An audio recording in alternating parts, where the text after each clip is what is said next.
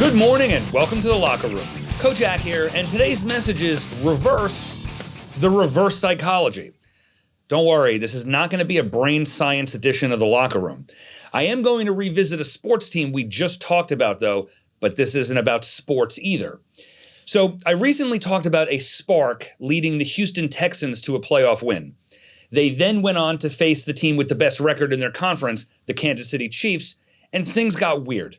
The Texans were clear underdogs, but with less than 11 minutes left in the second quarter, the Texans were brutalizing the Chiefs 24-0.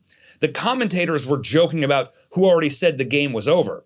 But then one of the commentators said something that really caught my attention. He said the Texans coach had been telling his team all week leading up to the game that they couldn't win.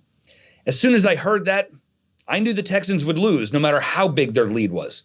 I get reverse psychology, but when it comes to self-talk or talking to someone you're coaching, we have to be extra careful because once the idea of not being able to win entered the players' minds, it would come back to control their decisions and actions as the game went on. Without realizing it, I can imagine the players getting more and more nervous, waiting for something bad to happen because in their minds they couldn't win. And as soon as that moment happened, everything melted for the Texans. The Chiefs scored 4 touchdowns in just over 9 minutes.